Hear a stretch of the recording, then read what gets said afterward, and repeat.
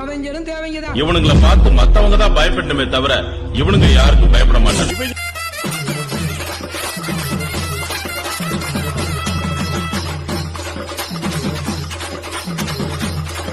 இது மரியாதை இல்லையா? பயம் காசால வந்ததில்லை, வேற ஒண்ணு இருக்கு. பயம் அத கொடுத்தது யாரு? நாங்க. ஆனா எங்களுக்கு பயம்னா என்னன்னே தெரியாது.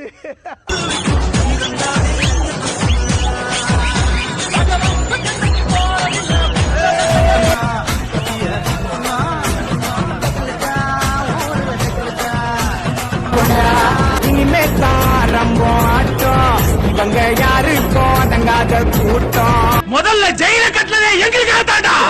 ஜெயிலுக்கு பயமா வழக்கம்? ஜெயிலே நமக்கு அடிதான கட்டி வச்சிருக்காங்க. அடிக்கடி போயிட்டு வந்தா நமக்கு மரியாதை இருக்கு. இந்த சேவை ஓட மாட்டான். குறுக்க எவன் வந்தாலும் குத்துவண்டா. கத்தி குத்து கிடையாது, கத்தால குத்துதான். ஒவ்வொரு வருஷமும் 2-3 கொலை விழுந்துருது. போன வருஷம் நம்ம டிபார்ட்மெண்ட்லயே ஒருத்தர் போட்டாங்க. முதல்வரே நான் அடிப்பண்ண பயப்படுறார்.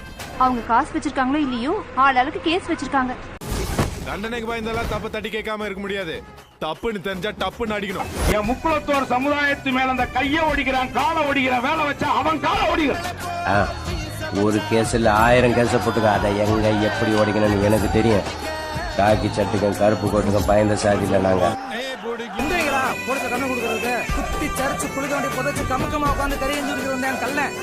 ஓரமா செஞ்சு விட்டீங்களா? சபதத்தை நிறைவேற்றி விட்டீங்க.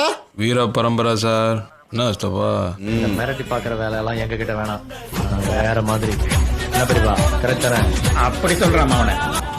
நம்ம ஞானசீங்க கிடையாது, ஆனா மானஸ்தீங்க.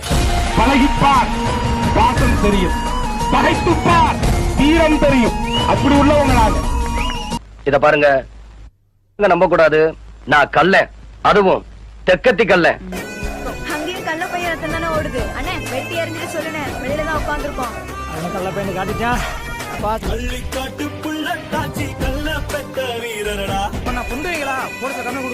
அப்புறம் அந்த ஊருக்குள்ள போய் நம்ம தான் நாங்க போலீஸ் சொல்லணும். அவங்க மதிக்கவே மாட்டாங்க. என்ன பிரச்சனாலும் நம்ம கிட்ட சொல்லவும் மாட்டாங்க.